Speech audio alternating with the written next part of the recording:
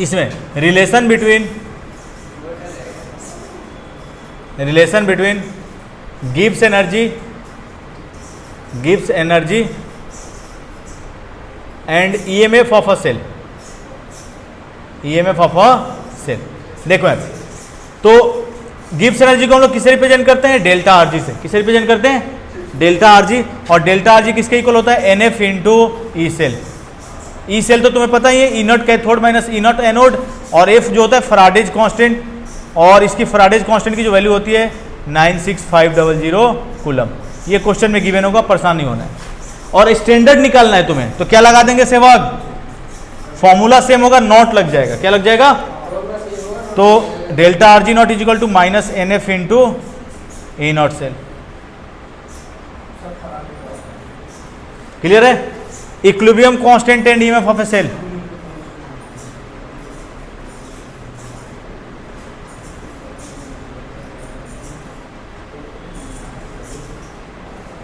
Equilibrium constant and EMF of a cell क्या हो जाएगा? तो log Kc is equal to n into E naught cell divided by 0.059। Direct form याद रखो। ई naught cell तुम लोग पता ही है क्या होता है। E naught cell, E naught cathode minus E naught anode. Cathode पे क्या होता है? रिडक्शन। एनोड पे क्या होता है? ऑक्सीडेशन। तो oxidation, reduction potential minus oxidation potential. Clear है? डायरेक्ट नोट करो। पीयूष से बोर्ड पे नमन बातें नहीं। कंडक्टेंस ऑफ एन बातें नहीं नमन, सीधे बैठ जाओ तुम पहले। Conductance of an electrolytic solution बता रहा हूं, इंपॉर्टेंट है, फिर भी बात किए जा रहे हैं। Conductance of an electrolytic solution देखो यहां पे, समझोगे, बोर्ड पे कंसंट्रेट करोगे। ये तुम्हारा इलेक्ट्रोलाइटिक सेल है, ये इलेक्ट्रोड्स हैं, कैथोड और एनोड। इनका क्रॉस सेक्शनल एरिया क्या है? ए है। दोनों का cross sectional area exactly same होता है। ठीक है? इसके अंदर इलेक्ट्रोलाइट है। तुम लोग पढ़े थे फिजिक्स, फिजिक्स में पढ़े थे कि कोई वायर है जिसका क्रॉस सेक्शनल एरिया ए है और इसका लेंथ एल है, तो रेजिस्टेंस क्या होता था नमन? नहीं पता है, पढ़ते नहीं हो घर पे। Resistance R is equal to directly proportional to length and inversely proportional to cross sectional area होता था। प्रोपोर्शनलिटी हटाएंगे, क्या करेंगे? कांस्टेंट लगाएंगे, R is equal to rho into L upon A, मिल गया रेजिस्टेंस। यूनिट क्या होती है नमन बिधुड़ी? यूनिट क्या होगी बताओ? गधे पढ़ लिए ओम, तो यहां पे हम लोग ओम या ओम। एक बार नमन क्या किया, ये वाला ओम बना के आ गया एग्जाम में। ठीक है? तो ये गलती तुम लोग नहीं करोगे, ये शंकर जी वाला ओम है, तो एग्जाम में गलती से पीयूष नहीं कर दोगे तुम लोग। ठीक है? तो ये ओम अपने दिल में बनाना है, लेकिन एग्जाम में कौन सा ओम बनाना है? ये वाला ओम नहीं बनाओगे। देखो बोर्ड पे कंसंट्रेट करो। ठीक है? क्लियर है भानु? तुम भी कई बार ये गलती कर चुके हो, तो आगे से नहीं होना चाहिए। देखो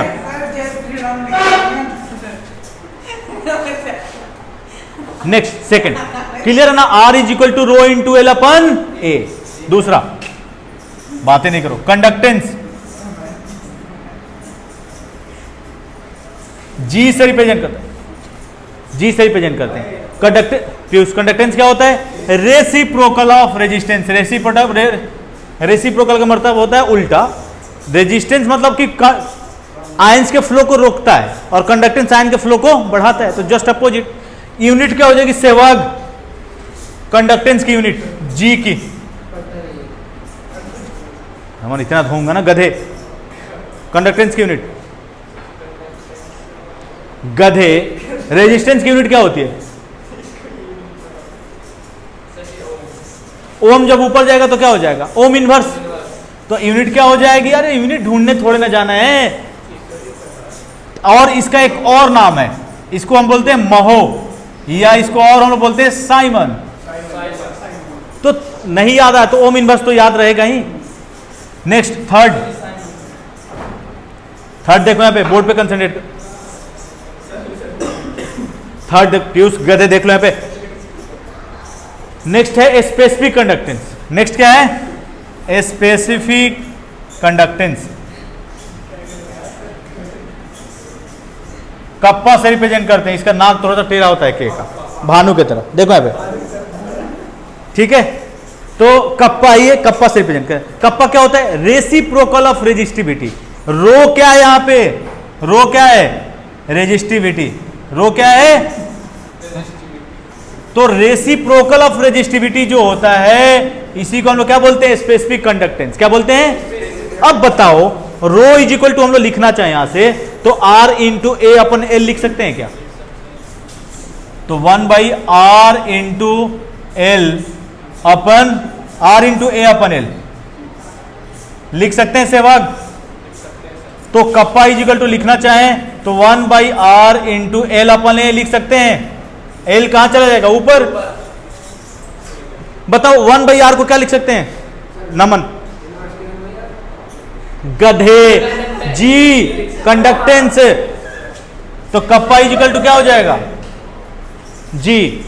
और एल अपन ए को हम लोग क्या बोलते हैं? Cell constant. देखो सारा चीज इसी में छुपा हुआ है, कहीं तुम्हें ढूंढने जाने की जरूरत नहीं है। तो जी और एल अपन ए को हम लोग लिखते हैं जी स्टार से, सेल कांस्टेंट को। तो कप्पा इज इक्वल टू क्या मिल गया? जी इंटू जी स्टार, या ये भी फॉर्म तुम लोग याद रख सकते हो 1/R इंटू। तो तुम लोग सीधा क्या याद रखो? Reciprocal of resistivity. और रेजिस्टिविटी की वैल्यू उठाओ, सब्स्टिट्यूट कर दो, कंडक्टेंस का एक्सप्रेशन मिल जाएगा। जल्दी करो फास्ट। नमन बंद, फोन ना तोड़ दूंगा तुम्हारा, बैग में डाल लो। Next molar conductance. नेक्स्ट है very very important molar. Naman तुम पीछे मुड़ना नहीं बंद करोगे, गर्दन तुम्हारा टेढ़ा करके सीधा कर दूंगा इधर। मोलर कंडक्टेंस लैम्डा एम से रिप्रेजेंट करते हैं। क्या होता है molar conductance? K into 1000 divided by molarity. Unit होती है, याद रखोगे, साइमन सेंटीमीटर स्क्वायर पर मोल। साइमन सेंटीमीटर स्क्वायर पर मोल। अब देखो समझोगे, अगर टेम्परेचर बढ़ाओगे तो स्पेसिफिक कंडक्टेंस जो है डिक्रीज होगा, अगर टेम्परेचर बढ़ाओगे मोलर कंडक्टेंस जो होगा वो क्या होगा? इंक्रीज होगा। क्वेश्चन आ जाता है कि टेम्परेचर के साथ मोलर कंडक्टेंस घटेगा या बढ़ेगा, तो डायरेक्ट याद रखना है। पॉज कर दो। तो दे रहे हैं